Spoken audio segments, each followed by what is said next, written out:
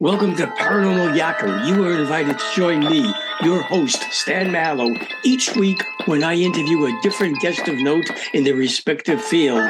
The unexplained, the mysterious, the macabre, UFOs, ghosts, Bigfoot, psychic phenomena. We explore them all on Paranormal Yacker. Hi, everyone. I'm Stan Mallow, the Paranormal Yacker. My guest on today's show is Georgina Cannon. She teaches hypnosis at the University of Toronto and privately teaches past life regression and life between lives facilitation. In 1998, she opened the Ontario Hypnosis Centre. That center grew to become what is now Canada's largest hypnosis clinic and school. Georgina has spent more than 24 years working as a counselor and coach, and currently specializes in major life changes, relationship challenges, and emotional issues. I'll be talking with Georgina about her book, Your Guide to Self-Discovery, 20 Ways to Find the True You. Georgina Cannon, welcome to Paranormal Yacker. Thank you. I like the yak too. Two-time Emmy Award-winning director Sid Goldberg said that reading Georgina's book is like having a personal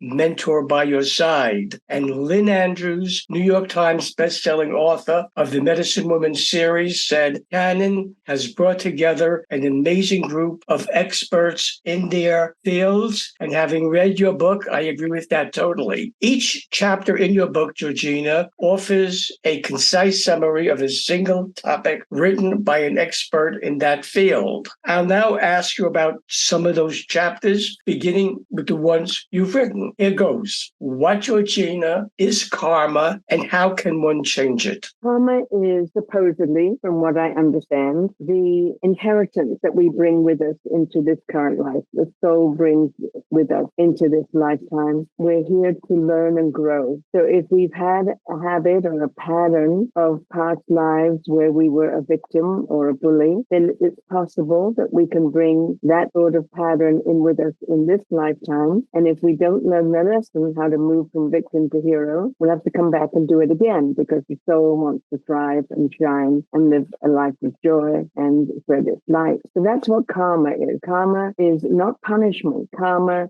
from my point of view, remember this is my point of view, and I make very clear to my students and my clients that everything you read, everything you hear, including me, it's only that person's point of view. So this is my point of view. I'm not God. This is just one person's point of view. It's not punishment. It's just a path to learning. But the secret is to know, to recognize the patterns, because we do live in patterns, even in these days, everyday life, how we hold our glass of water, how we walk, how we drink, how we talk, how we use our hands, how you're nodding your head right now, how we get out of bed in the morning, how we respond to voices. It's all patterns. And so good and bad, we bring in patterns. And the bad ones we need to recognize so we can change them and grow and learn. That, for me, is what karma is. Thank you for that. How, Georgina, do lessons learned or not learned in previous lives affect our present incarnation? If you continue being a victim in your life of a pattern or allowing other people to victimize you, it takes away the joy of life. It takes away your purpose. My belief system that every soul has a purpose. And if you don't move from victim to hero in your life and become the person that writes your book, that doesn't let someone else direct how you're going to live your life, then it's not a life of purpose. You, Georgina, rightly point out something I'm sure not many people think about. That being that before one can have a healthy and vibrant relationship with others, they first have to have such a relationship with themselves. How do you recommend one go about developing that type of relationship with themselves? Oh, that's my favorite subject. Thank you.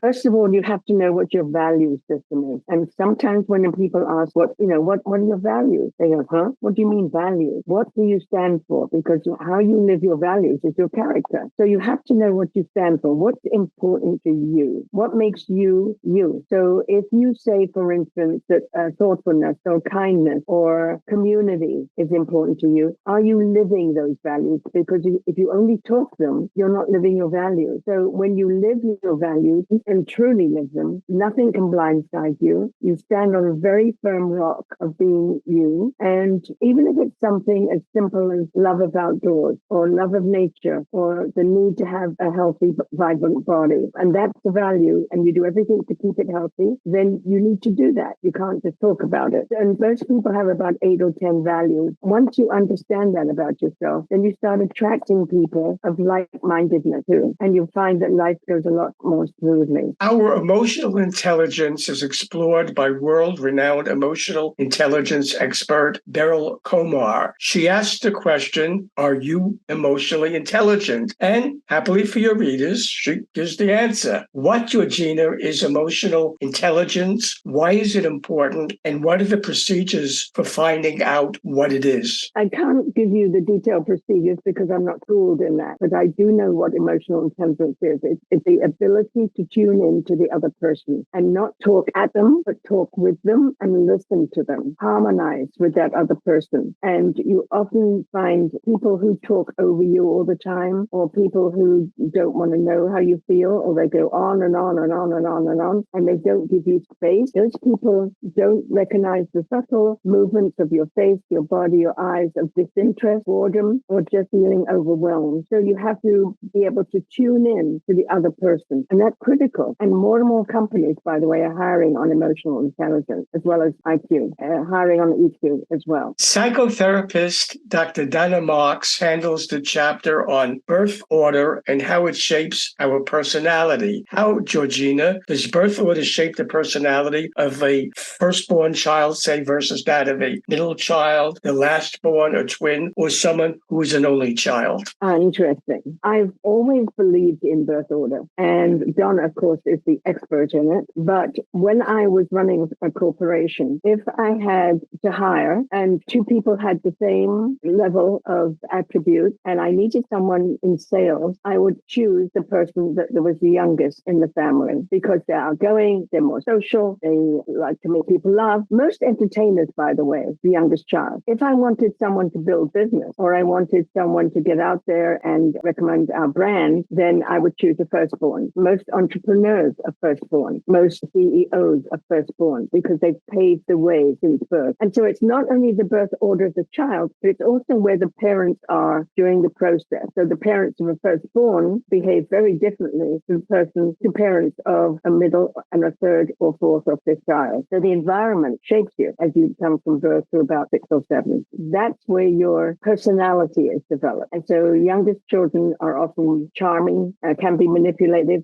I have a cousin who, when he was a kid, he used to stroke his mama's cheek and say, "Oh, mama, please, another piece of chocolate, please, please." He was the baby of the family, and we all laughed because he knew what he was doing. And but that's who he is. And today he's an entertainer. Dr. Kelly Sullivan Walden is one of America's premier dream analysts. That being the case, it's understandable that you asked her to write about recurring dreams. What, Georgina, does it mean when a person finds themselves having the same dream or dream theme over and over? I am certainly not a dream expert, although I do believe in Carl Jung very strongly. I follow his work. What I love about her chapter is she tells you what to do when you have bad dreams or horror dreams and how to turn them around, how to understand them and how to turn them around and not make them bigger than they are, because it's the subconscious trying to tell you something. That's really what it is. So once you understand that, then it's not so terrifying. But I really can't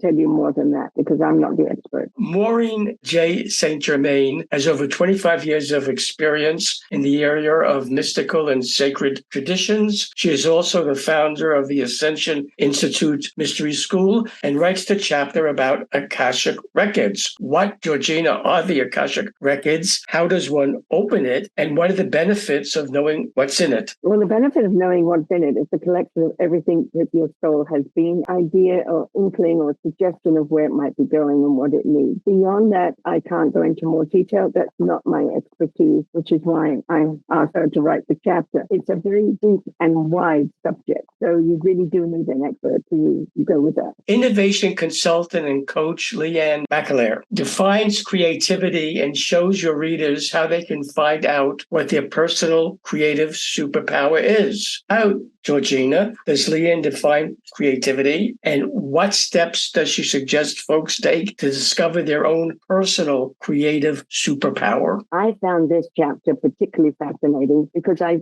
sort of kind of always knew that I was creative or innovative. I always thought there was just two types of creativity. One was that you were innovative and one that you were adaptive. But no, Leanne came up with 4 different types. If I can remember what they are, there's the definer, the person who is creative, who defines what the object is, what it is we want to accomplish in a way that is successful. So they're very specific. That's one. The second one is the dazzler, the person who comes up with a million ideas. Not all of them are successful, but they never stop generating ideas, an idea after an idea after an idea. And some are breakthrough, some are adaptive, but they're always full of ideas. And then there's the decider. So the decider decides out of all of these that the dazzler presents, which one is actually going to make it to the finish line, which one is actually going to make it work. And that's when we turn into the developer who is the creator. And she suggests that people who are architects quite often are the developer type. So they have the vision and then they develop it into something magnificent that works. So it's interesting. I found that subject absolutely fascinating when I read that chapter when she wrote it. When the subject of DNA comes up, what I'm sure comes to mind for most people is the physical DNA they inherit and not their emotional DNA. Organizational, individual, and family patterns expert Judy Wilkins-Smith addresses it. Could you, Georgina, tell me why it's important that we know our emotional DNA? When I work with clients, I work at 2 levels. I work with their current emotional situation, but also I look very closely, with their permission, at what they have inherited, either through learned behavior in their family, because we pick up signals when we're very young of how to respond to life, or it's through the DNA.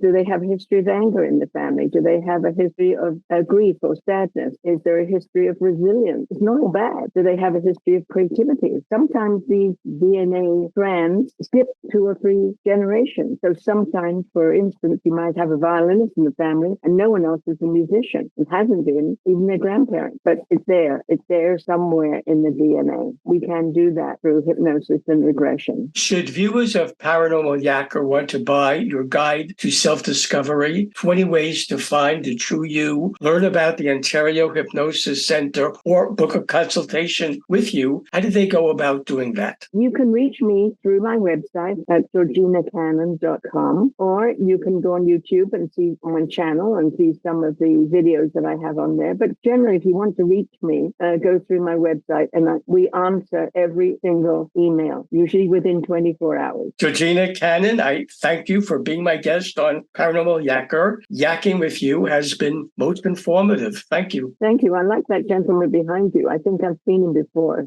Hi, everyone. This is Stan Mallow, the Paranormal Yacker. I hope you enjoyed the interview you just watched. So that you don't miss any upcoming shows, be sure to subscribe to my free YouTube channel. To do that, just press the subscribe button on your screen. I very much appreciate your support of my channel, and thank you for subscribing to it.